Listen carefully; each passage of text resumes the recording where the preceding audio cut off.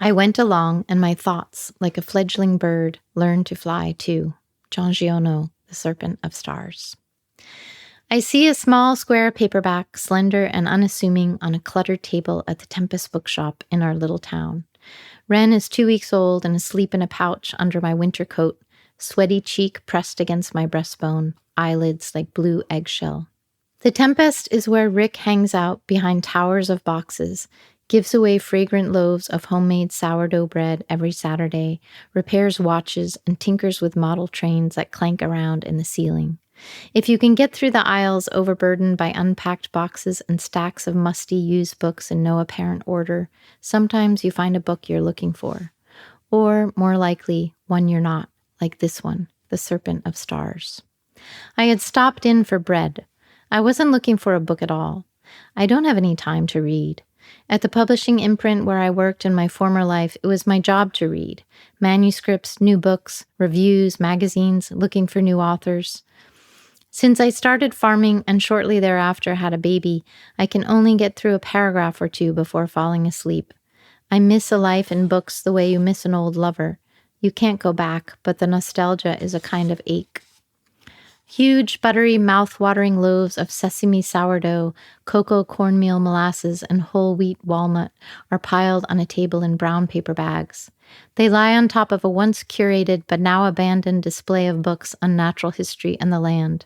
I am distracted by this small book with an uncoated blue paper cover, a faded photo of fading light on a mountainside, a man in a long black cape and beret standing in the mist, facing away, watching.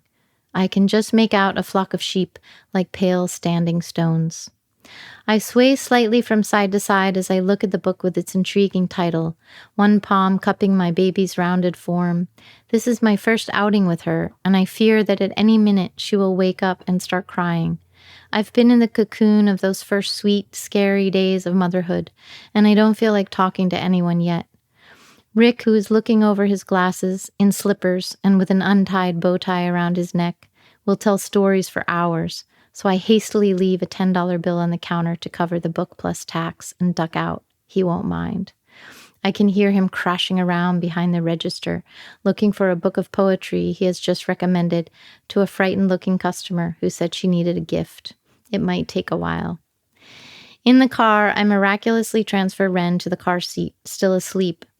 Since the night she was born in the farmhouse 15 days ago, her body has mostly been against mine, nursing or sleeping on my chest, and strapping her tiny form into the car seat makes me feel hollow and anxious. Why have I bought this book and forgotten bread? I don't dare leave Wren to go back inside. I flip the slender book over. There is no jacket copy, just a quoted passage from the story. Open yourself, it reads in italic font. Here you are, crossed by the suns and the clouds.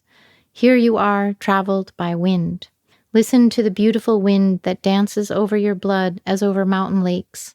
Listen to the way it makes the beautiful sound of its depths ring out. I begin to turn the pages.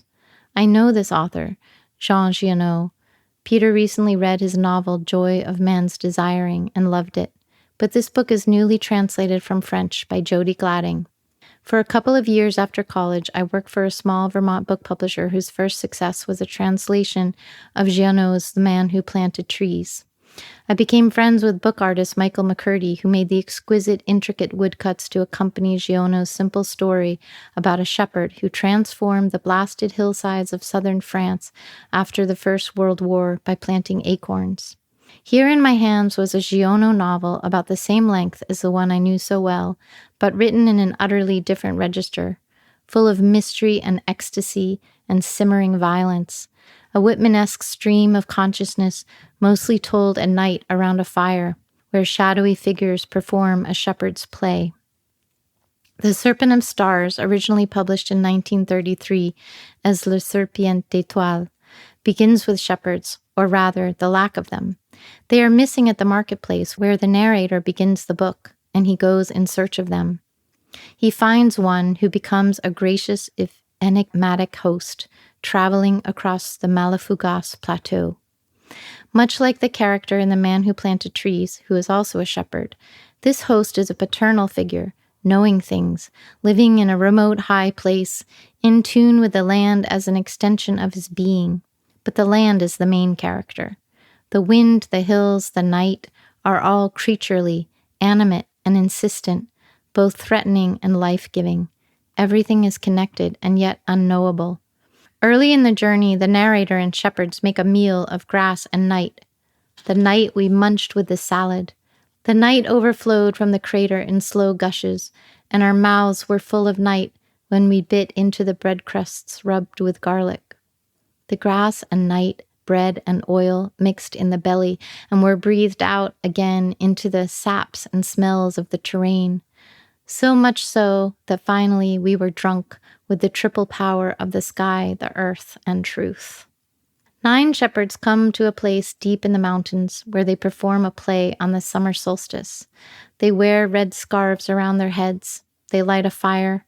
They take elemental roles like the river, the mountain, the sky, the cold, the rain, the beast, the man. An ocean of sheep surrounds them, breathing softly in the dark. They tell stories that rise unbidden from that woolly darkness. I read the book in one gulp, sitting in the car in the Tempest parking lot, my baby asleep, my blood on fire. The words cut directly to my longing in the tightly wrapped cocoon, enraptured but also in bondage, that comes with birth. I was beholden to a baby and a flock of sheep that was almost in lambing time, to things that needed my body to be present day and night. His words found the ragged nerve endings of new motherhood and began in ways that I didn't understand to connect the mundane in my life to the mystic. Sometimes it takes a fiction or a dream to fill the place in your heart that you didn't even know was searching. The play made no sense to me at first. I read a page and reread it, trying to make sense of the words. Some things you understand immediately, and others, important things, you understand over time. Like many initiations, this one settled in stealthily, like snow in a dense forest of fir. All I knew at that moment was that I could see myself roaming the mountains with these shepherds, and that image awakened something in me. I was a young mother, a new shepherd, and I had just moved to a 200-acre farm. I didn't yet know what I was doing in this new life. Just a year before, I had had a singular sense of freedom, and now I was responsible for so much life that required me to be bound to one place. This book pulled at my imagination, and in time its depiction of life with a flock of sheep appeared to me as a bridge between my opposing inner worlds of longing for elsewhere and at the same time wanting to belong to something that needed me. The story was also a bridge between words, poetry, and the land, which have always been my 2 primal loves. Wandering with their flock, these shepherds and their mythic play were full participants in a world as vast and unknowable as the sea. They were utterly part of something larger than they could hold, and they were creating meaning from that mystery. They had immersed. I wanted the same for myself. You're listening to Books on the Bed, where I travel through the country asking our hosts, if I came to your town and stayed at your house, what books would you put on my bed? Each host will share 6 books for me to carry with me on the journey of my life.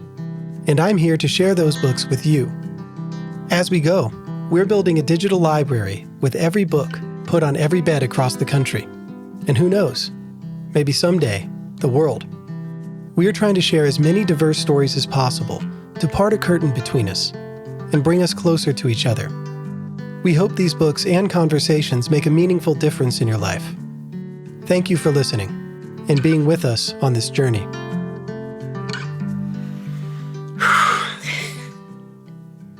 I got to the end of that, and that's when I knew, like, oh, this is going to be an all-time book for me.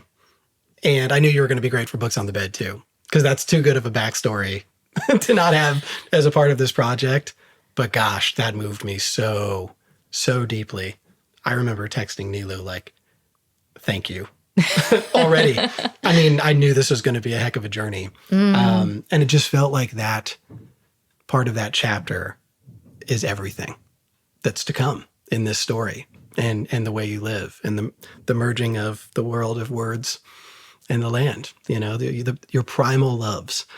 That's why I had to have you write that or read that. And also because after I read this book, I remember telling myself, and you're going to appreciate this, be patient about Serpent of Stars because I wanted to just get it and read it. But yesterday, I went to see Rick.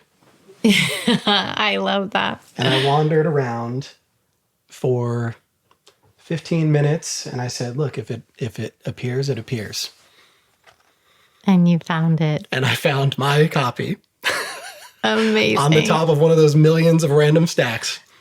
And it was just bent and beat up. And I was like, what on earth happened to this? But I couldn't have asked for it any other way. I was like, I have to get it from the same bookstore that you did. I love it. I love it. And he told me he had not had one since you bought it. In 2004. At least that's what he made it seem like. Or that he hadn't had it in a while and he just got this 2 days ago. Well, what's amazing is that it went out of print. And I realized very shortly after discovering it that the translator lived not far from here in Vermont. Of course. Right? So I wrote to her and I said, this is brilliant. Your translation is just, I'm over the moon about this book and the poetry of it and the power of it.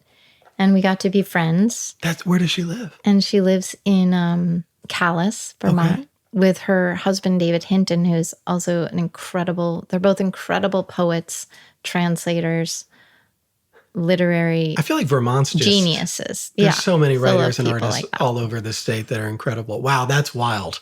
So then my book, years and years go by, right? This book is kind of buried on my shelf for many years. And then as I'm writing the Saltstones, I realize, which didn't have a name yet, didn't have a title yet. I was just writing this manuscript about my land and my life and my farm and my love of words and my love of the earth and sheep and all kinds of other philosophical things.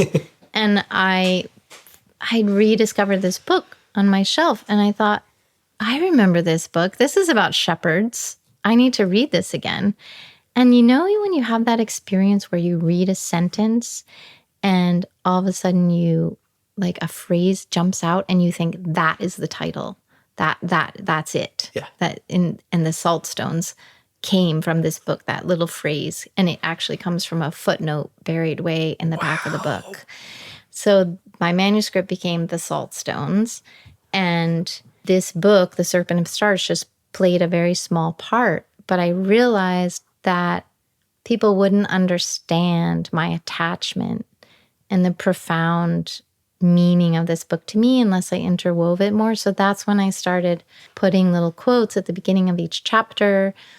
I took it down and read it out loud to my mom, who's a big part of the book.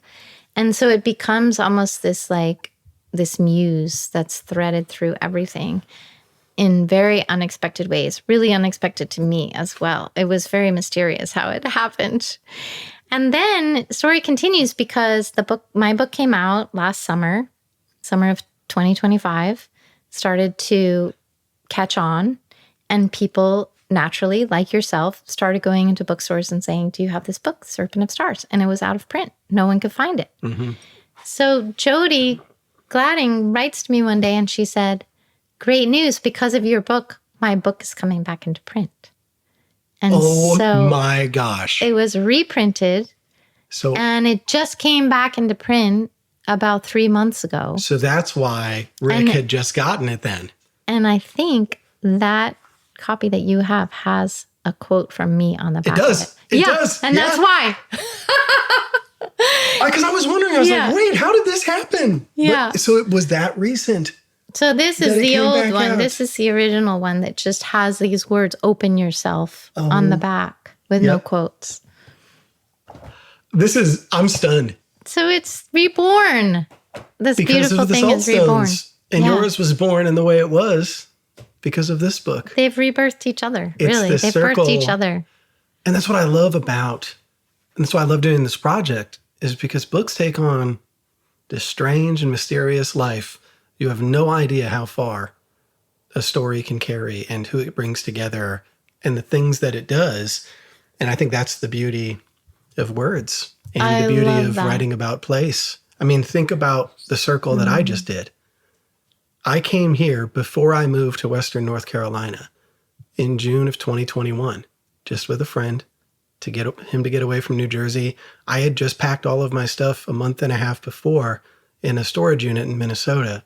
And I set off on a 4-month journey to ask myself, do I even want to go back to Minnesota? Where would I live if I have no address? Like, who am I? And where would I go? And so I came here in June, and I actually didn't get to go to the Tempest bookstore because it was closed every time we were done hiking. But I was right 2 miles down the road from here. And then all of a sudden, okay, I moved to North Carolina. I'm living my life. I'm doing the first podcast and then Books on the Bed. I interviewed Nilu last November in Brooklyn. And not a month later, she texts me a picture of your book and says, you have to read this. And I start looking at it, and I'm like, wait, Waitsfield. I'm like, Knoll Farm. I was like, wait, I know that. I've stayed there. I stayed right down the road from this farm. And now you're here. It's I'm amazing. back. And Yeah. so and then I got this book, The Serpent of Stars, at the same bookstore that you did. And I told myself it might not be there. And that's okay. But that's why you go to places. And that's why I love doing it in person, because there's a million stories within one big story. Yeah. And I could not believe that this was just sitting there on one of those stacks. It was just like meant to be. All of this was meant to be. Did you get a loaf of bread? I did not. Because that is really special. I did get an earful about sculpture, a replica sculpture that he made of this famous artist. And he made a sign. He's so funny. Oh, Rick. He made a sign like, it's not worth stealing. It's not her actual sculpture. As if anybody would think that it was sitting there on a stack of books. And then, man, we went to his days getting trained how to frame in some Renaissance style old paintings. And you know how it is. We talked about a million things. I was there. You can travel so far, so fast with Rick. I was there over an hour. It's amazing. And he is so well read. Oh my gosh. So much about so many books. Yeah. It's incredible. The man has lived, a million lives, and like that brain. I really appreciate it, but I can imagine in your scenario with a child, a new child, okay, I got to get out of here. Here's the cash. I'm going to dart. What's amazing is so many local folks who've read this book are like, wow, you got Rick and the Tempest to a T. Mm-hmm. And Rick was the first person when the book arrived, I handed a fresh book to and said, I want you to have this. You're in the book. I want to make sure you're happy with it. I love you. And he's completely happy with it. He was not, I think he's so of his place. He's just, his family history is really interesting in Boston. Yeah. It's we went down that whole rabbit hole because of his great grandfather that had the real structure, the sculpture that he had made a replica of. Oh, I haven't even heard how much it was story. worth. Wow. Oh yeah, you got to ask him about it. Yeah, I'll show you a picture of the sculpture. But I think Rick seems like a person who knows himself for sure. and that's you don't have a bookstore like that, right? That has zero order. Maybe in his own mind, there's some sort of connections between some of these things, but but I love it. Yeah. Because I was like, I have no way to search for things. So you just look. Right. And see what catches. Nothing's even really on the shelves. It's all in piles on the floor. At least yours is front and center, right to the left when you go through the door. Amazing. But yeah, it's just, this is such a special return for me. And to know that I was just a couple miles down the road and now get to see this place with the context of the whole 25-year story behind it, that makes it even more special to have read this book, to have it recommended to me, and then now be here talking about this. And I don't know if Serpent of Stars is going to be one of your books on the bed okay, so we'll get to that. But first, because I want to thank you for this meeting and for writing this wonderful book. It's on one of my special stacks in my house of my favorite books ever, underneath Maxine Clare. And let's see, above Eudora Welty. That's in between those books. I love that. I start with my ceremonial gifts. And these are for you. Now, let's see, where do we start? Because of discussing land and words and women and mothers and daughters, which your book is a lot about your mother and a lot about your daughters and just family. And then that whole scene of the songs that they sung to pass. Well, we can talk about that at some point. But this book is because of all the women that are part of your story and the story of this farm in your life. And also because it is Indigenous Peoples History Month. Yes. In June. So you can go ahead and open that. Incredible. So I just the packaging itself is so beautiful. So Matt has wrapped this book in this incredible floral wrapping paper with, I see allium and garlic and grasses, and it felt like beautiful, the right kind of paper for this occasion and for this book. Amazing. And you can get anything wrapped at City Lights Bookstore in Silva. We can even mail it to you. I will say I have a reputation at this point that is international for wrapping. I'm starting to understand this. It is very important to me. Yeah. Okay, so I'm pulling out Land, Language, and Women. I have not heard of this book. A Cherokee and American Educational History by Julie Reed. So Julie just came out with this book in January, and talk about serendipitous events. She is a professor at the University of Tulsa. She's Cherokee Nation from Oklahoma, obviously ancestors. I live on Cherokee land in western North Carolina, about 40 minutes from Cherokee, the town, the Qualla boundary. And so I messaged Julie just to say, hey, I loved this book. Would you might come to Silva sometime if you're ever out here? I know she does research trips and do a reading. She's like, hey, funny enough, I'm there for 5 months. And I'm living in Silva. And she was taking classes at Western Carolina University down the road as part of a grant. And so she did an event at City Lights. And this book, see, this is why I became a history major. It's because this is good history. This is not like what people think it's going to be. She tells this story of Cherokee education through the eyes of 2 young girls she created from different eras in Cherokee history to show what it was like to learn and be part of the land and the way that community was built through this learning and that passing on of knowledge from mothers to daughters. And so she creates a fiction to tell a story, but it's rigorous history too. Right? They're not; those aren't exclusive things. Yeah. And this starts with going into these caves, these ancient Cherokee caves, and seeing the syllabary written all the way from the ground to the ceiling. And then she brings her daughter, who was like 11 at the time, into the caves with her. And so it's just a really moving tale about family and mothers and daughters and how learning really came from women. It always had, always will. And so it's just a wonderful book. And when she did her reading at City Lights at the end, there was not a dry eye in that room, talking about reading it to her father. Amazing. Who she'd had a fraught relationship with and was in a coma. And I mean... Wow. Yeah. So... Oh, I'm so excited to read this. I mean, you'll see when I start talking about my books how resonant it is. It's kind of spot on. I just knew. Yeah. I just knew. You did. I've been thinking about this for months. You know, it just... at a certain point when you know someone well enough through their books and looking at their life, you're like, all right, yeah, this is going to speak to them. So that's number 1. Number 2, let's see. I'm going to give you this one next because, again, going with the Indigenous theme, this time we are going to Canada. Okay, so this one is also beautifully wrapped in this sort of decorative gold paper. I'm trying to open it very carefully so I can save this paper and reuse it, which is what I always do. You don't want to waste it at all. Yeah, take your time. Okay. This one is called, oh, what a gorgeous cover. It's called On Wholeness. It's by Quill Christie Peters. Anishinaabe Pathways to Embodiment and Collective Liberation. Incredible. So that actually is Quill's painting, part of the painting, a painting that she does. She's an artist, and she wrote this book. She's from the Treaty 3 territory in Northwest Ontario.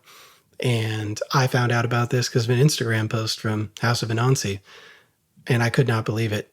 I mean, what a timely memoir about mothering and liberation for people that have been oppressed, colonial, what does she call it? Containment, right? Imperialism is meant to contain indigenous people, but it can't. And that's why they keep trying to kill them.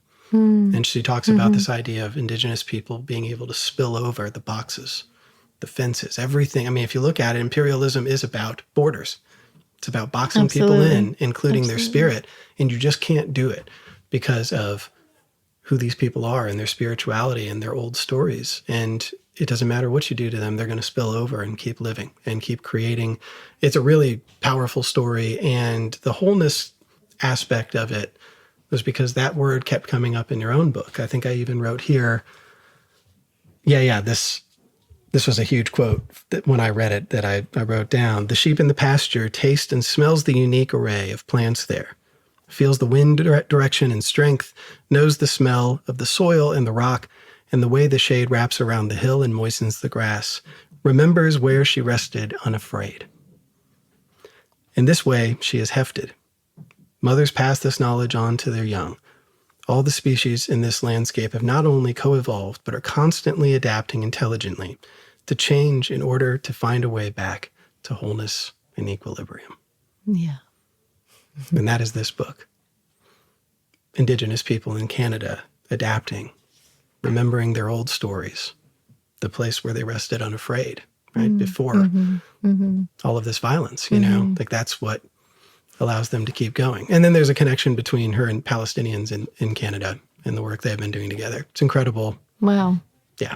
Okay. I'm thrilled because I've never heard of either of these, and they're so on point with the types of things that I love to read and learn about, sort of this innate sense that I have of wholeness and ecological health and equilibrium on the land, and the way that I study it through animals and the kind of biological passing on of knowledge between mother and lamb in the sheep flock is fascinating to me. Definitely. But to also try to sort of collect that wisdom and knowledge from other cultures is also essential and something that I'm always trying to push myself to do. And you both write about dreams a lot. So I think you'll connect with the dreaming aspect, which I think is an important thread even in books on the bed. I've noticed how many people I gravitate toward that write a lot about dreams. Interesting. It's something that I really enjoy reading about and being inquisitive about why these dreams are happening, what they mean. So that's the first two. This one is pretty much the opposite. This is, as a person who myself is not hefted to a place. I don't come from a place like you did, that you said you could lose all your senses in the dark and still find your way. Even if there were 100 farms, you would know which one was home. I don't have that. And that doesn't bother me because it enables me to do things that people who are of one place, or mostly one place, maybe two, can't do. And I think this is how the world goes round. But I so appreciate people who have this epigenetic attachment to a land. We talked about Humbird in Minnesota, and I said she can't leave the Northwoods. She tried. She went to college in Colorado. She came back, thought she might leave, but she can't make music anywhere else. Jasmine Ward can't write books anywhere but the Mississippi Gulf Coast. There's people that have something that I don't, that I love learning about and feeling and experiencing. But this book is someone who helped me accept who I was and find belonging in my own way. And so I know even on the phone, we had mentioned you had mentioned you had a book club about belonging. And so my hope is that maybe this could get in there at some point because of the story of what happens when from the time you're born, you don't feel like you belong and you find belonging in the strangest place, kind of like I did. This book helped me move to where I live now. Wow. Helped me find the courage to say, just give it all up and go somewhere and see what happens. Yeah. So I think you'll appreciate this story. Incredible. And this one is wrapped appropriately in a map of the world. Well, and you'll know why. Because there's a British connection here too. Okay. Because I know about your family's history in England, correct? Your grandparents? And Yes. well, your parents were born there? My parents are English. Everyone is English in my family, pretty much. And I have a feeling this might connect to an earlier book that I did, which I'll tell you about in a second. Dispatches from Pluto, Lost and Found in the Mississippi Delta by Richard Grant. So I fortunately picked up this book at Midway Books in St. Paul, Minnesota, when I was lonely and bored and it was winter and I needed something to read that could hopefully one day, I really wanted to try to give Minnesota a real shot. I stayed there for 3.5 years, which up until this move to North Carolina was the longest I'd lived anywhere in my adult life. But I just was slowly working my way up to what he did here, going from New York City to the Mississippi Delta, pretty much on a whim, and finding belonging and making a life there in a really surprising way. And I got to interview him at the Mississippi Book Festival a few years ago. And it was really cool to be able to tell him how much this book meant to me. And he told me that his birth certificate, I think it was his birth certificate or his passport or whatever was the document was, had miscellaneous in terms of nationality on it. Because his parents had lived in India too. Like he literally is from nowhere. Right.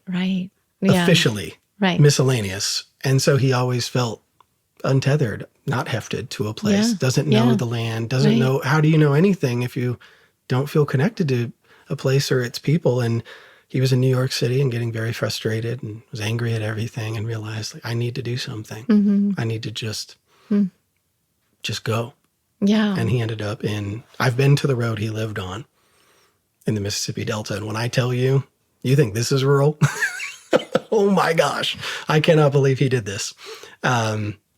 And he's still there. Well, no. So he ended up moving to Jackson, Mississippi, because his wife was a librarian, needed a job. And he's now written a new book going back to Arizona, where his wife's family's from. Okay. And speaking of, if you like this, you need to read the most recent one, because his daughter really becomes the whole show. Oh, interesting. In that book. And this one is where he's still in the mind of maximizing personal freedom. Okay. That's his goal. Yeah. Similar to how you were trying to. This is something I've struggled with my whole life. I mean, I don't know if it's innate or the way I was brought up, but I get so attached to places that I've really I've moved around a lot. I worked in Manhattan for a number of years, but I never really lived there. I had one of the first remote jobs in publishing, probably, where I lived in Vermont and was employed by a firm in Manhattan. But I really been deeply, deeply attached to two places in my life, this farm and the one 80 miles east of here where I grew up. Yeah. And I have always also had this wanderlust and love meeting new people, seeing new places, new cultures. I've always struggled with setting myself loose in the world. And that conflict's hard to reconcile. That's very hard. And you even wrote in your book about and both are beautiful. The cultural signals that we get as kids. Fortunately, I didn't have a childhood home. Not in a bad way. It wasn't like I was from a broken home. We just moved around a lot, and I thought that was normal. I thought it was kind of fun being the new kid in school and making my new room my own. You know, that just was normal to me. But for you love this place more than anyone could possibly imagine in New Hampshire, where you grew up, this farm. And yet you're told that there's some sort of, that it's almost like it would be a disappointment if you stayed. Kids are supposed to go off and live this life away from the farm. But then it's like, but who's going to take care of these places? We're going to lose all of it. And I love it. I don't know what's out there. And so now you're grappling with these messages of how you feel inside, and then, well, I need to go. Yeah. I need to do something big and outside of this place. And I think it's a real struggle across all of rural America. And I do think that pressure to differentiate yourself from your childhood and go forth is particularly American. Like if you travel in all kinds of places in the world, you see extended family all living within a couple miles of each other. And you see that in rural America too, but I think that there's something considered less healthy about it in our culture in a way that is potentially a little damaging to the people who decide to do that. I haven't interviewed a single person who hasn't been irreversibly messed up about what they lost leaving. Yeah. When they knew they wanted to stay and they came back anyway. But yeah, I just think that exploration of belonging and home and leaving and staying, it's a truly American thing, and one that I empathize with because I wish for people that they would have felt comfortable to stay in the first place. Right, exactly. It's really sad that we make people feel that way, that where they're from is not good enough. Right. That this can't be it, right? Exactly. Well, who wouldn't want something like this to be it? But I also found it interesting that Ren ended up taking that big bike trip too. Mm-hmm. From here to Alaska. Yeah. And she's found the two places that she loved most. The and even two places said that she loved most. I need to do this. Them. Yeah, and she struggles too. She loves this place. She's born here. Mm-hmm. She also sometimes feels like that pressure to, at 22 now, I was just talking to her about it the other day. She was like, I feel like I should be doing something to further my career in some like distant place, and I shouldn't be in the orbit of my home, and it's such a natural feeling. It's such a struggle for young people. If I could just write all of these young people a letter of warning. It's not fun being untethered to a place, let me tell you. Even though it was natural for me, you start to see, like, I think I told a friend once in Minnesota, I don't know it's normal that I know so many places like the back of my hand. Mm-hmm. It feels good in some ways, and I will never give up the feeling I have on the road. I'm very comfortable. But I think there's a downside to that, feeling most comfortable in a place that you just exploring, and feeling anonymous. And I think where I live now, being in a small town, working at the epicenter of the town, the bookstore, has allowed me to be visible in a way that I've never been before. So now I've been able to marry these two things. Yeah, and not just visible, but essential to the community building of the place. Yeah, I think that's very rewarding. Yeah. I think the problem is the judgment, right? The judgment that our culture puts on things. And the problem is not being a nomad or being someone who's hefted. The problem is the judgment that we put on either one of those things. Exactly. And I think people should just be free to find their own instinct around it. I think you should trust seem yourself. To be someone who just gets attached. Yeah, and you can't help that. And that's just the way I am. Yeah, so. And that attachment, though, has led to this beautiful farm. It's true that it took so much work. It takes dedication and attachment to create use the word something. Devotion. Yes, it does. That might be the highest form. Yeah. Of feeling is a devotion to a place. Yes. And you can't not have an attachment and do the kind of work that you did to make this special. But we need people like you, as we need people who maybe can thread it all together. Mm-hmm. And, it takes all kinds, but you need to trust yourself. And I'm really glad that you did and you found the second home. Mm-hmm. Thank you. Because I can't believe this exists here. It's so special. I think what makes this place particularly special is not just the health of the land and the beauty of the land, but the fact that we have devoted ourselves to curating a space that feels welcoming to other people.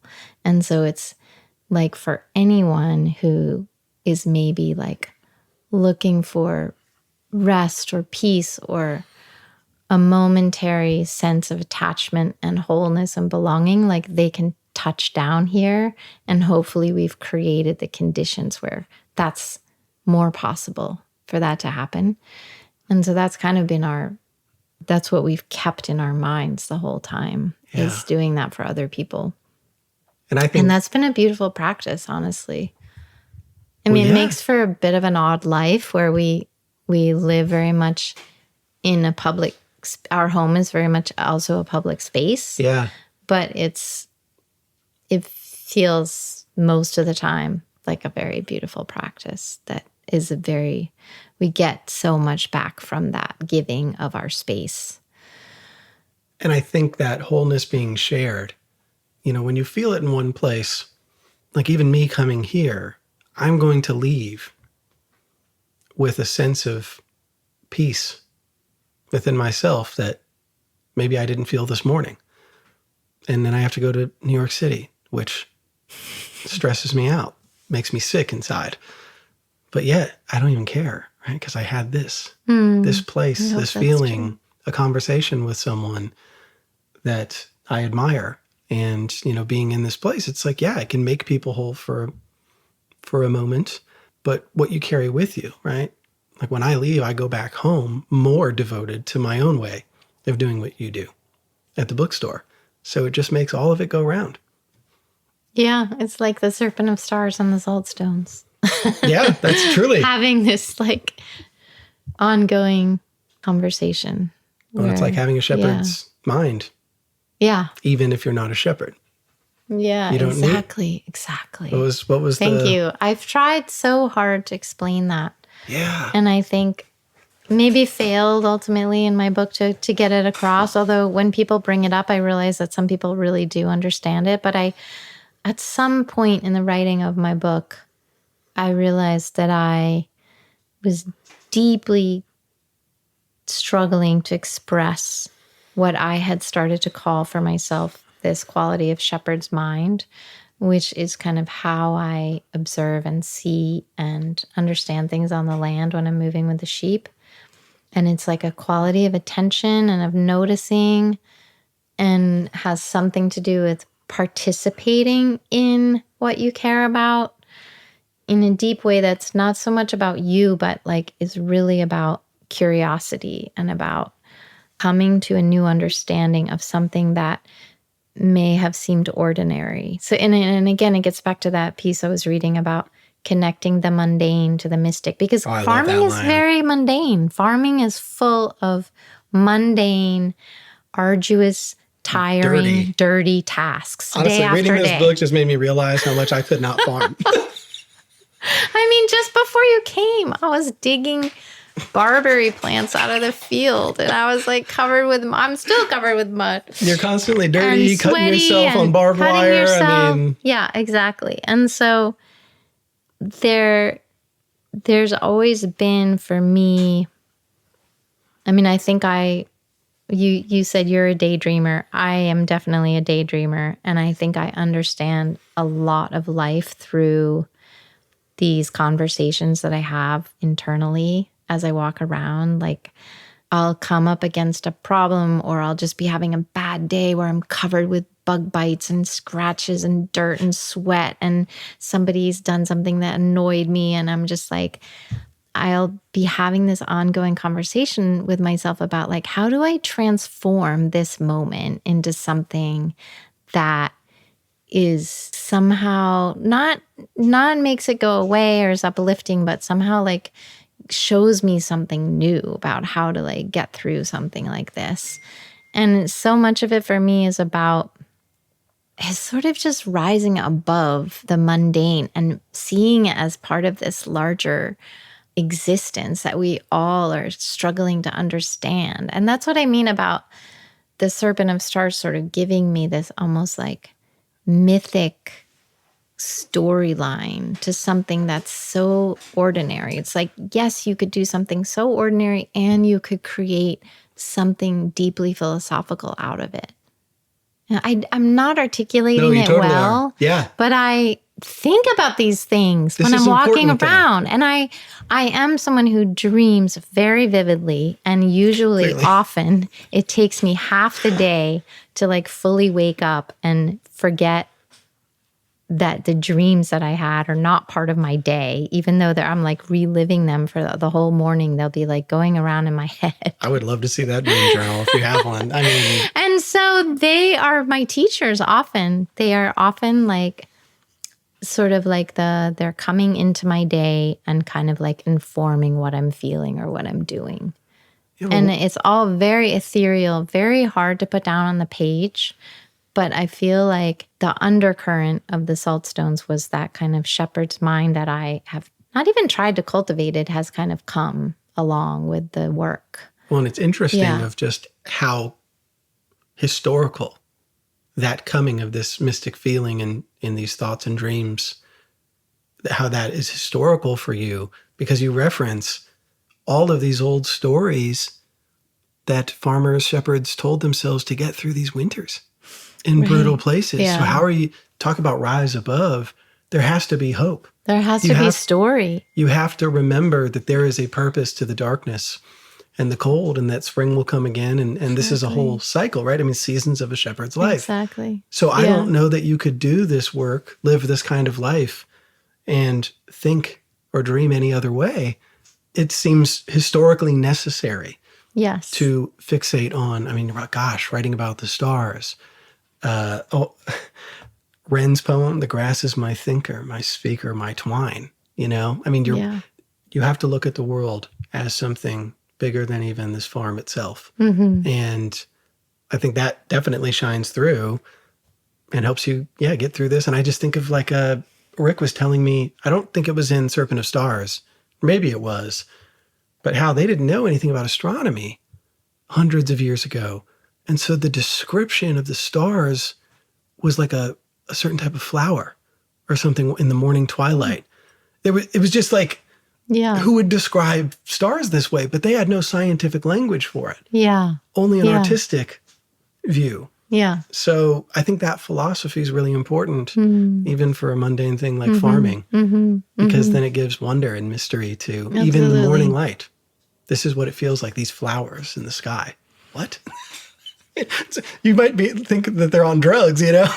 I know, right? But it's really beautiful. Yeah, and I think, farming, like a lot of physical manual jobs, there's so much pressure to go fast and be efficient because the profit margin is so slim. And all the farmers I know, they're under a great deal of pressure and stress. And so to kind of like, to use a cliche, to stop and smell the roses or look at the stars, or it often feels like such a luxury that we shouldn't allow ourselves as farmers, because we have to get the crop in or get the product sold or get the job done because there's 16 other jobs waiting. And I think that I couldn't keep farming if I gave myself that heavy dose of medicine every morning. I think that my medicine has been learning the plants and learning the bird song and noticing the light on the mountain and realizing that it doesn't actually take a lot more time to let those things filter into your cellular. It's what I understand maybe this On Wholeness book is about, is like to make your work become embodied, like to bring it in in a full way, that let it change you, right? And all that pressure about time and money and profit is a totally cerebral thing. Yeah. It's taking yourself out of your own body. Our bodies don't function that way. To love is to join. Yeah. Yeah, exactly. Oh my gosh. That has stuck with me. Yeah. You talk about, if you're going to love something, you need to participate. Right. But to love is to join is probably the simplest way to say that, like, there are profits and losses and all these things. There are going to be problems that come up. But even on your way to the barn, you can still look up at the stars. Right. Exactly. You can still stop and listen to the first frogs of the season. That's the essence of what I mean by shepherd's mind right there. And that's why I'm here. It's because I think that shepherd's mind can be something that we all live with. That we all benefit from no matter what we're doing. Right? Yeah. And belonging is more about the ritual and dedicated attention within us. Yes. Thank you. To something beloved that matters. Doesn't say farm that matters. Right. Right. Doesn't say sheep that matters. It can be a bookstore. Right? Absolutely. However you can find that thing to give attention to, that's what you need to do. And we will live better if we all can give that sort of attention to something. Right. And that's why I ended the book with that, because I felt like, yes, this is a book about sheep farming, but it's really offered as a remedy for anyone who is looking for meaning in their life, whatever they're doing. Yep. And so that's why I end with this sentence: you don't have to become a sheep farmer to cultivate shepherd's mind, which is about finding a way to listen, to tend, and to immerse in the living world. Sheep may be one way. Most importantly, may you find your own. So whatever you think about how you explained it or didn't, that is throughout. As a non-farmer who's never owned sheep, who would never do any of the stuff you do in this book to keep this place going, I would do it for City Lights Bookstore. Yeah, there you go. Exactly. I travel great distances to talk about books with people. Yeah. It's what I love. Yeah. And it all matters. Totally. So I think that is the prevailing takeaway. It's through these 25 years of different seasons, I look at you and I see a reflection of my own love for what I do. And that if everybody can have that, we can get through the hard stuff. It's not easy to run a bookstore. It's not easy to be a sheep farmer. It's not easy to do anything, really. But didn't Ren say it? The difficulty, the monotony of riding a bike across country is the point. She did. I mean, gosh, what a wise thing for a teenager to realize. It is the everything, the everydayness of whatever you do that matters. And it's going to be hard and it's going to be toil, but you're always going to have that mystic thing, especially if you believe in what you're doing. You know? And so I step outside at night, I look at the mountains and I feel lifted, even if it was a hard day. So it's like, you can always, through that struggle, continue to make the meaning. And so I think you've done that so well in this book. And I think that's why it resonated with so many people, myself included. It's a beautiful book. I sell it quite a bit. Actually, before I got here, 3 days before I left, a woman came in from New Hampshire and we were just talking. I was like, I'm coming up to your neck of the woods in Vermont in a few weeks. She's like, what are you doing there? I'm like, I'm going to interview an author who owns a farm. And she guessed it was you. Really? And she was in the middle of the Saltstones. Oh, amazing. Yeah. So this book is carrying, it means a lot to people. And so I just thank you for writing it. Well, thank you for deeply ingesting it so completely and being so articulate about it. That's a gift to me. Yeah. I've read it 3 times. Amazing. Because I just want to live this, like I have a lot of things that shape my philosophy and this is added to my worldview in ways that are really important, to keep going. So it's just a beautiful book. And I know we want to get to your stack of books on the bed. And so do you want to, we talked about The Serpent of Stars, but do you want to talk more about that as your first book? I think I told you the story that feels most important. Okay. And you have it now, which is incredible. Yeah. Incredible. So that was my first So what do we got for number 2? Are we going to... Okay. So I have so many here, but I think given the books that you gave me and that it's Indigenous History Month, I want to start with this absolutely gorgeous book. Oh, wow. Do you know this one? No, but it looks beautiful. So this is a book written by a friend of mine, Enrique Salmon. It's called Iwagara. He's an ethnobotanist, and it's a book about the kinship between plants and Indigenous people. And he chooses many, many plants from across the Americas. He did lots of history and interviewing with different tribes and different people he knows in the ethnobotany world, and digs up lots of history, tells a lot of personal stories. He wrote another beautiful, wonderful book called Eating the Landscape, which is about his memories as a child with his Indigenous grandmother and the foods that they would gather and cook and collect, and the stories, all the many, many stories of the land that were passed down to him through his ancestors. Wow. So this looks beautiful. It's a beautiful book. It's full of beautiful illustrations, some historic photographs of the plants themselves. And, you're on this page. So the blueberry page references Knoll Farm because Enrique came here. I was wondering. And he picked blueberries with me. And I believe this photograph of this blueberry compote that he made, this wooden spoon, is also a spoon that he carved here at Knoll Farm. Gosh, this is amazing. Yeah. Because I knew you were going to pick something Indigenous because you've told, in the book, you tell multiple stories of, the knowledge sharing that happens here at Knoll Farm, so where much you knowledge invite happens here. all kinds of people, including Indigenous farmers, you know, and people that can come here and you exchange knowledge and kinship and music and all that. And that's what makes this place special is, didn't you have a Dene shepherd that came? There's a Dene shepherd, Roy Cady, who blessed my flock a long time ago. That was incredible. Yeah. And so it's so cool to know that. Just volunteered to do it and led like a blessing way ceremony that is traditional in his world, in his culture of the Dene blessing of the flock happens. They have an incredible gathering in the summer, which I've always wanted to go to, and it's always the wrong time of year for me, but it's called Sheep is Life. That's right. Where they do the blessing way for the animals because of the sheep are part of their creation story. And also the wool, of course, is, so important to their rug weaving. He's a weaver. Yeah. Roy Cady is a weaver. Well, and the history you learn in your book, too, because of some of these stories, is wild. I know more about sheep globally and their significance and the struggles of the American colonies and, of course, the violence and harm they did to indigenous people in the Southwest, present day. Absolutely.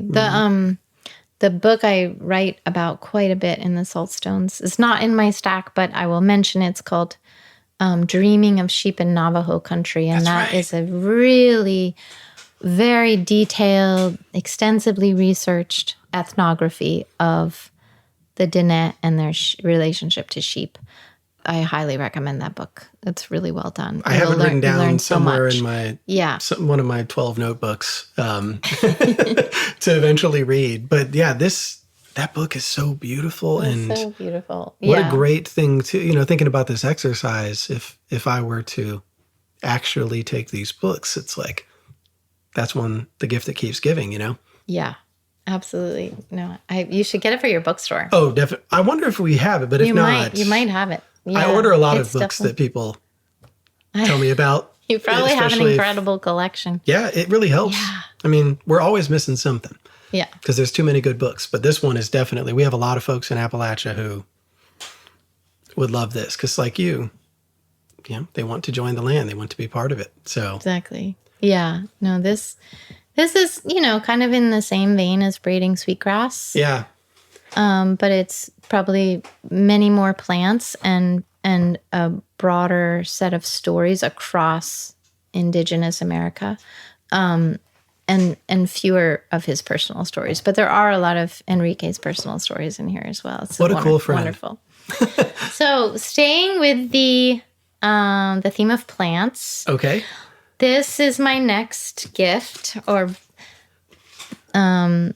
book on sharing with you. Yeah, it's called Sproutlands.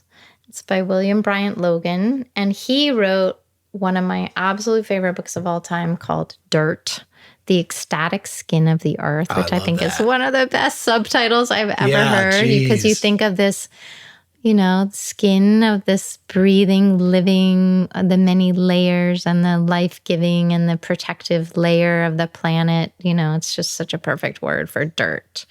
He is also a botanist. He's been at the New York Botanical Garden for a long time, I think, or the Brooklyn Botanical Garden. Cool. And The Sproutlands is a book that you can see, I have a million Post-it notes sticking out of it. Clearly a well-read book. Because this is really, it's historical, but it's also full of incredible writing. So he's an incredible storyteller. And it's really about how throughout history, farmers have curated their trees by coppicing them and pollarding them. So pruning them so that they'll resprout and they become like fodder for animals and shelter. And, it's a little bit about, I was recently in England and a friend was telling me or reminding me, because I knew this at one time, that the hedgerows in England some of them have species in them that are tree species that are over 1,000 years old because they've been pruned over so many generations, but the original trees are still in there. And they're just, they're being, and they're also by far the most biodiversity in all of the British Isles is in the hedgerows. Wow. Yeah. So they are like these refugia of biodiverse life. And this is something we talk a lot about on our farm. I was going to say, this sounds right up your alley.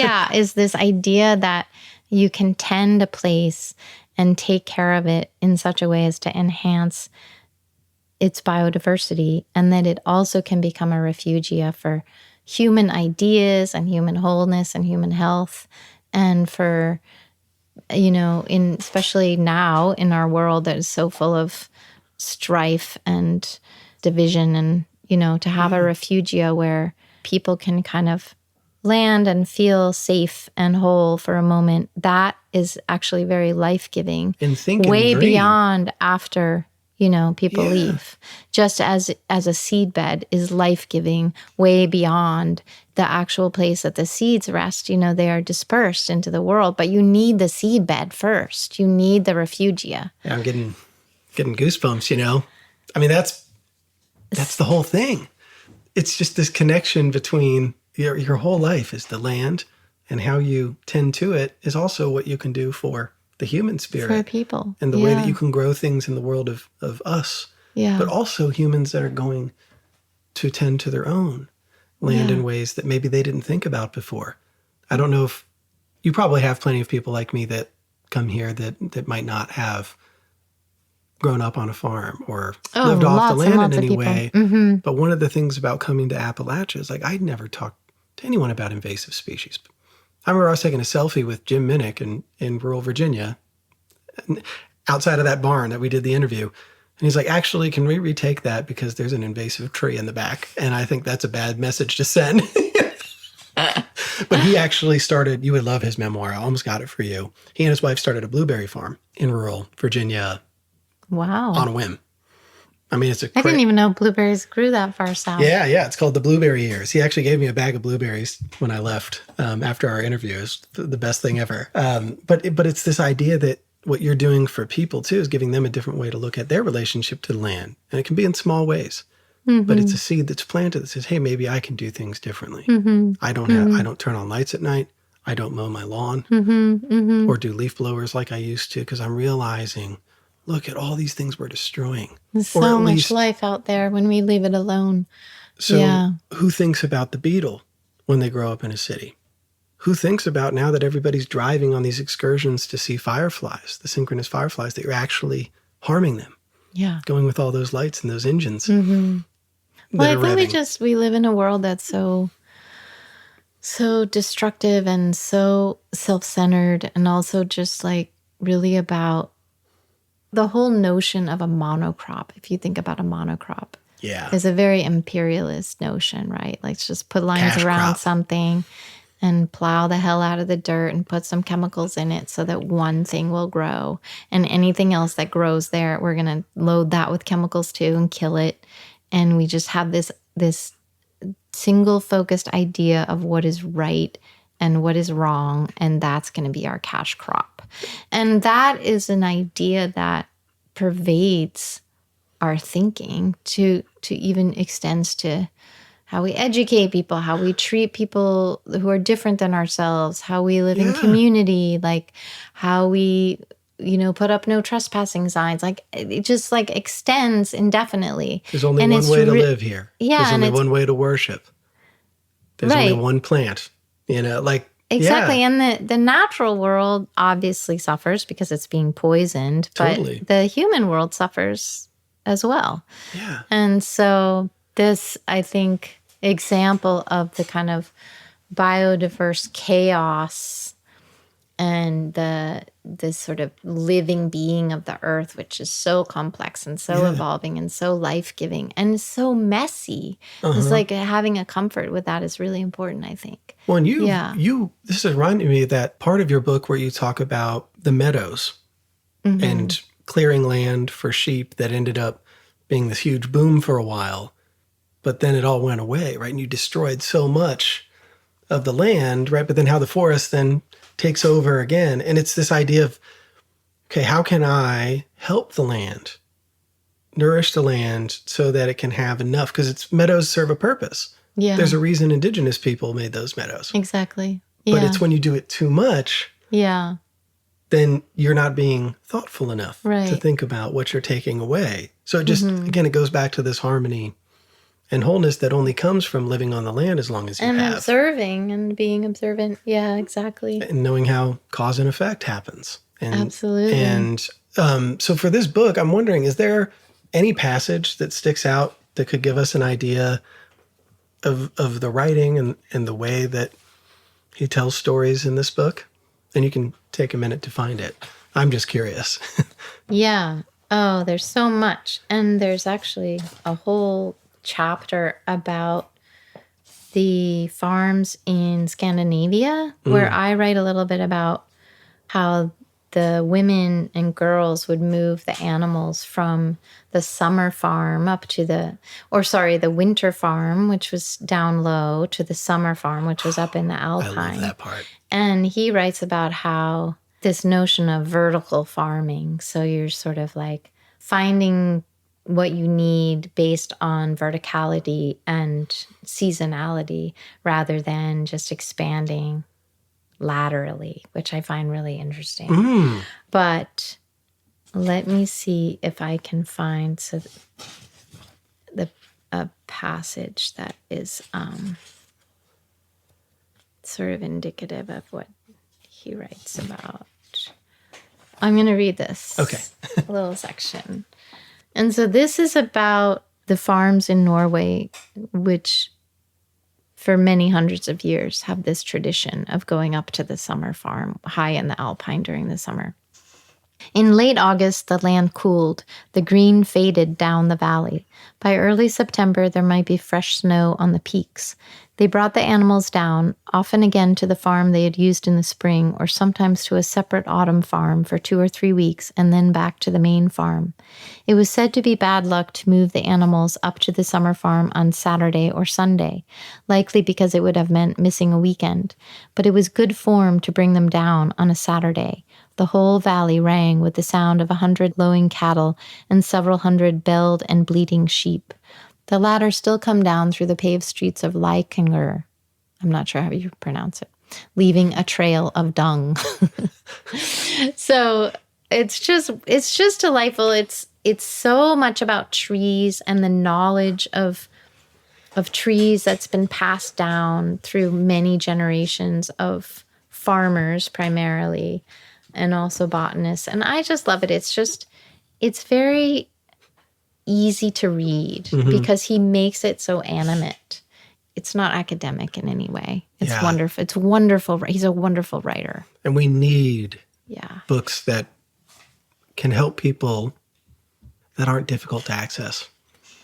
Because I'm telling you, if somebody throws me a academic book about plants, tell me a story of deep delight, you know? Exactly. This book reminds me a lot of like The Mother Tree, or what's the one that's about the intelligence of trees. There's a number of books about trees now that are just so delightful. This one, the subtitle is Tending the Endless Gift of Trees, which I think is a beautiful subtitle. That's endless. Yeah.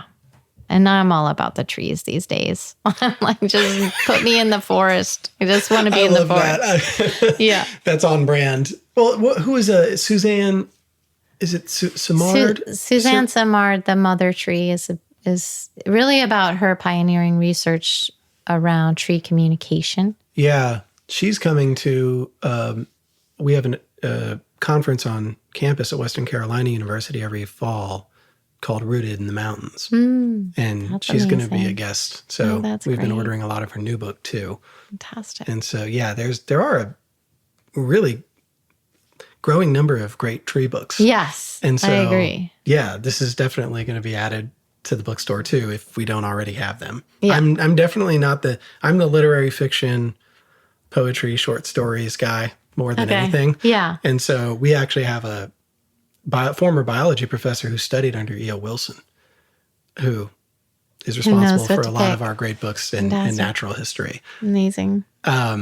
So what's next? Okay. So next we're going to go to another sort of art book that was transformative in my life. It's about Bread and Puppet Theater. Have you heard of Bread and Puppet Theater? The owner of our bookstore, Chris was like, hey, if you get a chance, you should go to Bread and Puppet Theater. So he knows right. about it, and that was how I heard about it. So tell us about this. So this is a book called Rehearsing with Gods. I love that title. It is photographs and essays on the Bread and Puppet Theater. I was the editor of this book. So I had the great privilege of working with the photographer, Ronald Simon, and Mark Estrin, the writer. The photographs are extraordinary, and the writing also is just majestic and mysterious and quirky and wild and smart. The best. It's the best. One thing that will tell you a lot about the book is, so it's full of their notes to me, but this is how it's organized. These are the contents: death, fiend, beast, human, world, gift, bread, hope. Oh, I love Those that. are the sections of the book. So you can see I'm drawn to what's elemental and existential. I always have been.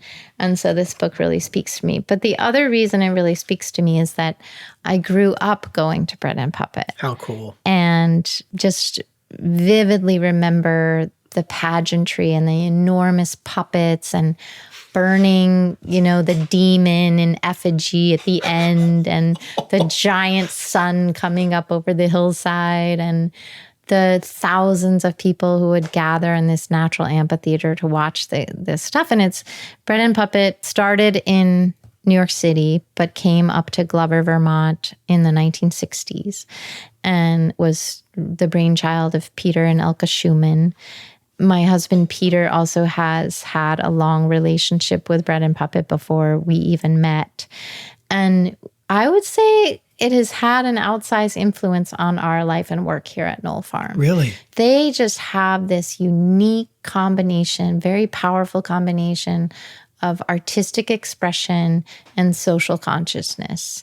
Everything they do is incredibly imaginative and beautiful and handmade, and at the same time is really about imagining a better world. Yeah. It's very close to the earth. The puppets they make are made out of natural materials.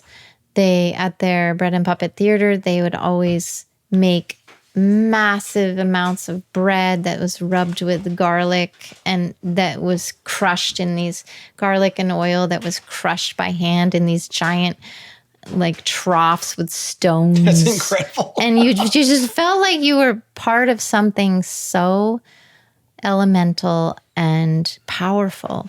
And they don't do the full Bread and Puppet circus theater anymore in the summer because it just kind of got unwieldy, but they do a smaller version of it on Sundays in August, and then they take their Bread and Puppet circus all over and perform in different places. Wow. So anyway, you just have to flip through and look at some of these photographs, and you'll get a sense of the genius of these puppet makers. Oh my gosh. And this is weird. It's wild. It's really wild. How sweet. Oh, man. The other thing the other piece of Bread and Puppet that we've brought into our life here at Knoll Farm is that they have what they call a memorial forest, which is this just section of the forest up in Glover where all the puppeteers have created these very handmade, imaginative spaces for puppeteers who have died.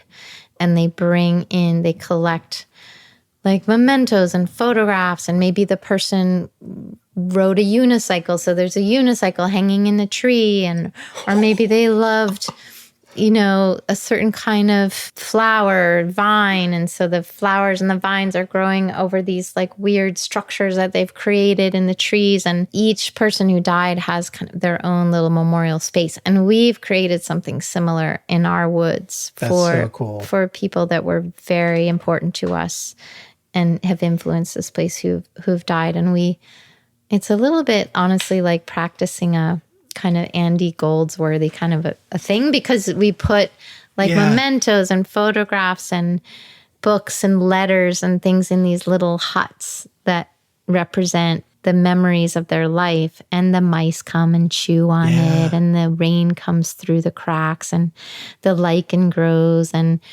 And so you see the land kind of taking it back, but you also feel like you've created a story there about the person's life that is now literally part of the land and will really never probably go away because you've ceremonialized the stories of their life and they're in the woods. And so that's just such a moving idea to me. Yeah, that's deep. That's beautiful. And it reminds me of that passage too. Well, actually, the quote that you have from N. Scott Momaday in the book. And even though this is about a home, you could say it's kind of the same thing as she would see into the windows and the doors. And she would know the arrangement of her days and hours and the upstairs and down. And they would be, for her, the proof of her being and having been. Exactly. And isn't that proof, right? Exactly. It's like dissolving into the earth. Yeah. Part of the great story. Yeah. That's really special. And that's so cool that this has had that influence. Because even the way you were talking about it reminded me of, when you were talking about in the book how you got this land and how you had to come up with a plan to be a steward of it. And how the socially conscious element with artistic expression and tending the land, it's all part of what you're trying to do. And especially the handmade stuff, you write a lot about that because of your mother and wanting to be able to make things that are real and tangible by hand. Yeah. We're so divorced from that's huge for us. Things. It's just what you can touch and hold and create and make. And we've been very blessed to have a lot of people who are really powerful maker people who have taught us things and kind of shepherded us along in that process, including Bill Coperthwaite, who it was an incredible homesteader and maker and spiritual sort of social thinker on the coast of Maine. And we wrote a book about, my husband and I wrote a book about him called A Man Apart that I will give you. Is that the one that I saw in the store? Because that is all about what's handmade and I was eyeing that. How who's this guy? Live a handmade life, really. Yeah. That's so cool. And I love people like that. Yeah. You don't find them much anymore. I can't wait to read it. Yeah. Oh man, this is weird. This has got me engrossed. But you definitely should go. So there's a museum at the Bread and Puppet land that has all of these puppets in it from over the years, and it's haunting and crazy and weird and beautiful. You definitely have to check it out. I saw this one of the pages, We Are All Damned, and at the end it says, Bread and Puppet holds up the mirror. Angelic or demonic? That is the question. There you go. Yeah, they never give you any easy answers, which I love. Whoa. Man, this is bizarre. Just make you think and feel there and figure it out for yourself. So, number 5, we're going to jump to fiction. Okay. I was wondering if you'd pull in. Yes, since you're a literary guy, and we have spoken a lot about N. Scott Momaday, who is one of my all-time favorite writers. And this is a book that I dip into often. I'm so glad you just to be mesmerized by the language. And I almost could just open it to any page and read you a sentence, and it will give you such a sense of the book. This is a book that has my name written in very small letters at the top, and it says 1990, which must be when I bought the book. Wow. And I honestly could not describe to you the exact plot or momentum of the novel. For me, it's all about the language. Mm-hmm. So that's definitely something that a lot of people have said, whereas I couldn't tell you what it is. I could tell you how it made me feel and, what the words do. Can I read you a sentence or two? Oh, yeah, as much as you want.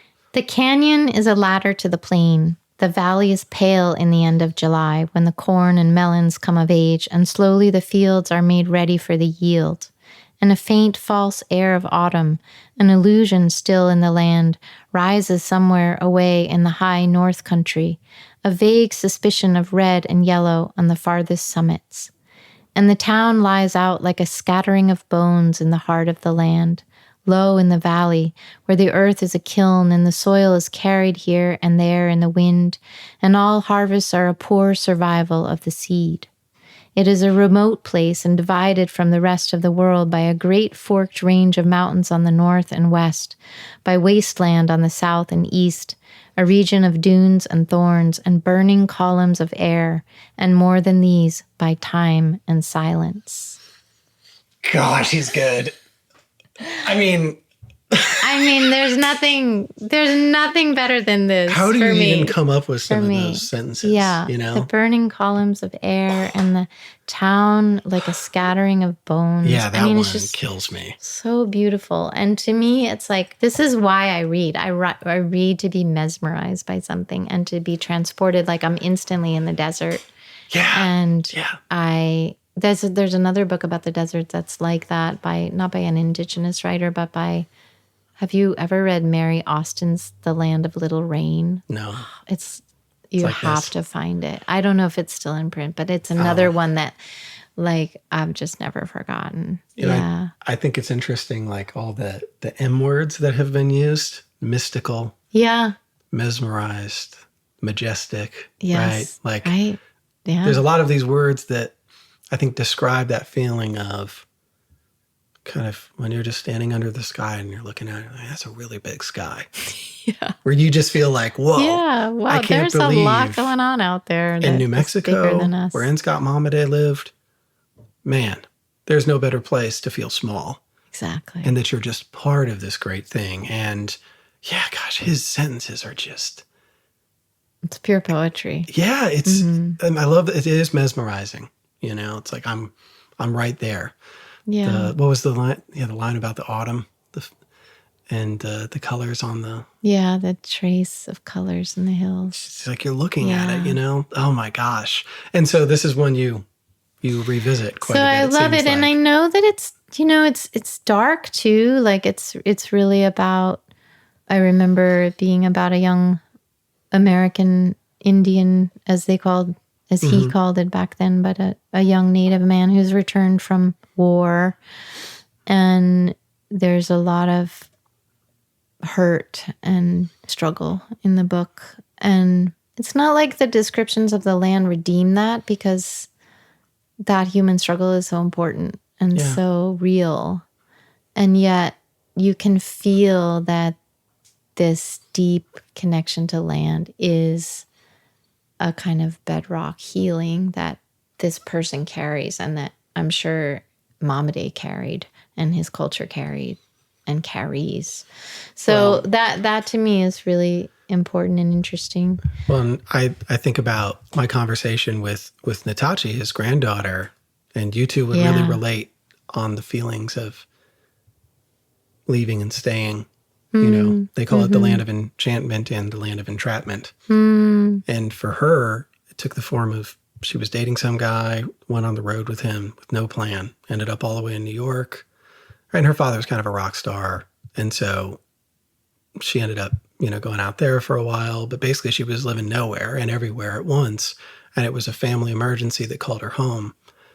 And you should see where she lives now. I mean, you could not be more of that landscape than where she lives. Like, I sent her a book, and I think it took her 3 weeks to even go to the mailbox, because no one sends anything out there. It's just 10 houses in this huge valley, And so if you ever get a chance, you gotta go see her. She's a great cook. I would love it. That's her love language. She does a lot of retreats out there at her house too. Oh, wow. Her husband's rebuilding that house all by hand. Wow. There's a lot of parallels to your lives. Okay. And so it's special that you picked that, because he's a really important author, and I'm so glad that he was part of this stack. Yeah. So can I share my last one with you? Let's do it. So this is a book called Trace by Laurette Savoy, who is also a friend. There's a little note from her in the front of the book. I love it. With a little thank you note from a visit that we had. But this is a book that is so wise and intricate, I think is how I would describe it. It's a book that looks at geography, geology, identity, history, and it's about ways in which the history of enslavement and racism, and she is African American, but I think also identifies with some indigenous heritage as well. And she basically, it's in a sense a memoir. She's a professor of geography at Mount Holyoke College. Oh. And her father was a well-known novelist in the Harlem Renaissance, I believe. And his books were banned because they were about Black identity. Yeah. And she just has this way of this kind of clear-eyed seeing of the world and history and the traces of American history that are still embodied in the land, that she one by one kind of unearths and explains how our legacy of racism is in the present because it's in the land all around us. It's very smart. It's very vulnerable. It's very eye-opening, honestly. And so I read several of these in manuscript form when she was working on the book, and really encouraged her, among many other people who encouraged her to keep going.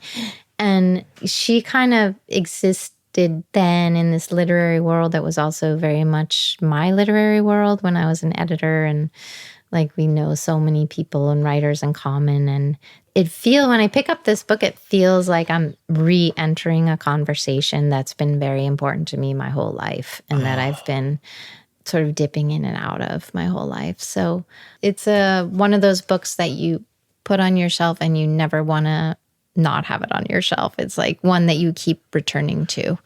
Is there a passage that you could pick out from here? Absolutely. That sticks out to you? Let's see. You like how my knee tastes? Oh, yeah, he's a real licker. His love language is licking you. It's so sweet. So I can read a little bit about her visit to a plantation in the South where people were enslaved.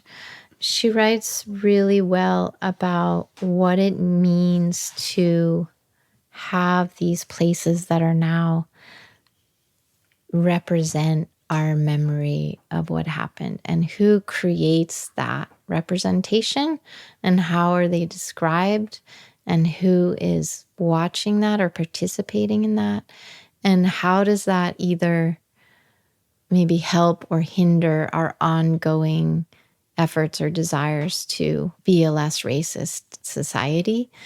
Another person who writes really intelligently and beautifully about this is Christina Sharp. Do you know the book Ordinary Notes? No. You should look that one up. That's another brilliant book by a Black woman that unearths history and memory, personal history, and also just Black history to really help us think about like how the past is also the present, and how do we interpret and hold the past, and who gets to interpret and hold the past, and how could it be like wounding in some of the ways that we do that. And so I've learned a lot from that book, Ordinary Notes. That would be high on my list as well. This is just the beginning of a chapter called Properties of Desire. This is Lorette Savoy. How is the past remembered and told? Who owns memory? Upland, South Carolina, that June was a thick, ripening green, grown from red rust soil on the ancient metamorphic Piedmont. Two questions caught between my breath and humid air as I walked the path from Walnut Grove Cemetery. My friend Dorinda and I had just completed the plantation tour. We wanted to see more of the grounds. In a small clearing at the end of a footpath, marble headstones and footstones mark the graves of the family elders Charles and Mary Moore, both dead in 1805, 3 of their children, and a family extended by marriage and birth. Chains encircle the swept and weeded earth to keep visitors from treading on the dead. We read each legible inscription aloud, sacred to the memory of ... pausing to imagine what once filled weathered gaps. Thrushes and chickadees conversed above us from oak, beech, and sweet gum branches. Then, turning back, we paused. Unnoticed at first, angular rocks spread like stepping stones beyond the footpath, through an understory tangle of leaf litter and vinca. 1, 2, 3, 4. I stopped counting at 30. two questions choked between my breath and humid air. So I think that passage is where she's really coming upon the unmarked graves of the family's slaves. Wow. And potentially enslaved children.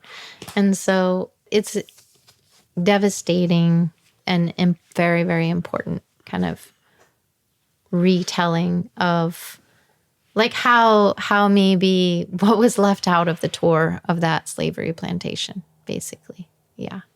So that's an example. It's a huge national problem. Yeah. Yeah. And it's important that and people shouldn't be still happening, but it is. Yeah. Yeah. Happens with even, I live near Cherokee, and they do a lot of work to help us remember. Yeah. But there's so many things that, Watauga Mounds in Franklin was owned by a white farming family. And they finally were able to buy it back, the Conservation Trust locally, and then give it to the Cherokee people. But it's like these things that you wouldn't even know were monumental to the Cherokee people because we just took it. And the taking is something that's like not long past history. It's still happening all the time. And I think that, we're obviously, you and I don't need to talk about this really, and we're living in a world that's so much about denial and erasure and, climate change doesn't exist, just on and on, sort of like the erasure of anything that white supremacy doesn't want to look at. And so I think these books are particularly important right now. And nothing can heal if you deny. Yeah. Denial is the enemy of healing because you're essentially saying something doesn't exist, climate change, or something didn't happen. So there's no way to reconcile. Right. It's a brilliant tactic if you want to just shut something down. Culturally, it's why I don't think people understand how much remembering is an important part of us being able to move forward. Yeah. And what's hopeful is there are a lot of people working very hard to keep these memories and histories alive so that when we hopefully come to a better place in our culture and our politics that these things won't be lost. It's like... that's why I've got to promote that. Yeah. Yeah, and that's why books are really important. It's the only way I learned about anything that happened. I felt lied to. I was robbed of knowledge as a kid. I felt like school, they taught me negative information. Yeah. I somehow learned less until I got to college and realized what was kept from me. I think that was the hardest part of growing up. Yeah. And some of those first history books that gave me a real knowledge of this country, I was upset. Because it feels like, well, what were we doing? Yeah. All those years getting taught. They were omitting more than they were teaching. And that felt so wrong. Yeah. And so I just couldn't stop reading after that because it was the only way that I felt like I could recover from those early years of straight up propaganda, if not omission, which is another form of it. So it's just these types of books are so important for us to reconcile with what really happened and why we're here in the first place. Yeah. Yeah, this is a really interesting stack. I wasn't sure what you were going to pick. I knew some of it would be natural based, land. On the land, but I wasn't anticipating the theater or this one. And so I think it's really cool to see but you're one of those people I love that so many things influence your way of life. Even though you are a farmer, you live off the land, right? I mean, people could identify you that way, but there's so much that goes into this philosophy. And Serpent of the Stars being the main thing, it's like, wow, how could this shape a book about being a shepherd? Right. Well, then you read it and you're like, dang. Sometimes the most mystical, weird, strange, dreamy stuff is the thing that helps you do the real work, the mundane, the dirty stuff. So this is just a really great stack. And I'm wondering if we could close out with something from your book. Absolutely. That could wrap this up. I think it's page 223. We can't not talk about your relationship with your mother. So if you could start at that paragraph. Okay, I will. I pull the Serpent of Stars from my bag. Yeah. And then Whatever either go to that or if you feel the momentum carrying you. Okay. All the way to the end. Okay. But start at I pull this 223. Okay. that second to last paragraph. Okay, great. Because this is such an important part of the book. Yeah. It really just felt like the beginning of the end for this, and it's so powerful. Okay, I'll read. I pull the Serpent of Stars from my bag. My life in books has returned, and I am starting to write again. It is hard for me to describe my love of this very strange, very small book that I found in the Tempest bookshop so many years ago, Wren an infant strapped to my chest while I was looking for bread. It has become a talisman. It lives on my desk and is scuffed and underlined wavy with use. Its compressed, sinuous imagery has given me a timeless lens through which to see the mundane, repeated rituals of my life on the land. I have always read to my mother. In the years she lived in the farmhouse alone, I'd visit and sit on the kitchen counter, reading aloud while she made dinner. She loved the Brontes, Jane Austen, George Eliot. She was a quick cook and made simple meals, carrots and sprouts and sweet potatoes braised in oil and piled on tortilla with fresh tomatoes and herbs, cheddar melting over it until it sizzled into a crisp lattice on the pan. There was never enough time. The pages I read were a crystal of salt on the tongue. Sitting in front of her wheelchair now, knees to knees, I read a few pages to her. Whenever I look up, she has her eyes riveted on me. I read with my full body as if I'm on a stage for her, raising my arms, gesturing with my hands, conveying the strange images in a language older than words. I am reading a chapter in which the land is described as the sea, the sheep as water. Quote, because the occupation of the masters of beasts is something like water which runs through the fingers and which cannot be held. Because that odor of suet and wool, that odor of man cooked in his own sweat, that odor of ram and goat, that odor of milk and of full ewes, that odor of nascent lambs rolled in their slime, that odor of dead beasts, that old odor of herds in the high mountain summer pastures, that is life, like the brine of the great seas. She laughed at man cooked in his own sweat. She keeps nodding her head when I ask her if she wants to hear more. I begin to think she understands it better than most, though perhaps my wild gesticulations help. If you are ever reading to people with advanced dementia, I recommend John Giono. He writes from a place where logic or any effort at full comprehension only gets in the way. I continue. 4 huge fires lit up and defined the large stage of grass and earth. Right in the middle, a man was standing. He was waiting for what would flow from his heart. I remember that he was a tall, thin man, one who saw things, who feasted on visions. His nose turned into a bird's beak under the fire's high flames. He was wearing a red scarf on his head, tied gypsy fashion. Suddenly he raised his hand to greet the night. A rumbling flowed from the Aeolian harps. The muffled floats sang like springs. The worlds, said the man, were in the gods' net like tuna in the Madrag. You could have heard him on the other sides of the earth and the sky. The chapter finishes here, and I put down the book. I look at her, sitting in her chair, listing slightly to the left. Our knees touch. Mom says, wow, that of all things gets all the cracking and cooping where I've been, like, She thrusts both arms and her lower jaw out in a gesture of defiance. Exactly. You got it, Mom. We laugh together about all of it, whatever all may be. The book is an enigma to me still, both so specific in its squeamish detail and mythic at the same time. But it gives me a feeling. It describes to me how, through a relationship to the flock, everything in the natural world can become more animate, more internal. The boundaries of self and world can be erased. Shepherding can be what I do in the world, or it can be what I am. No moment describes this better than the scene in which a lead shepherd, Buscarle, comes to a young boy learning the trade and lays a sweaty hand on his shirt, his eyes gleaming. Quote, "My boy," he said, "don't think you know everything. You know the sheep, but to know is to be separate from. Now try to love. To love is to join. Then you will be a shepherd." To know is to be separate from. To love is to join. How many times have I felt I couldn't act or be worthy or seen until I really knew something, thinking that my love was not enough. I kiss my mother's head goodbye. I kiss her small dried leaf of a body with her purple feet, and I kiss her fading mind. Most of all, I kiss her love, which is infinite and unconditional, and has always been and always will be. To love is to join. She taught me this. I see it now as everything else falls away.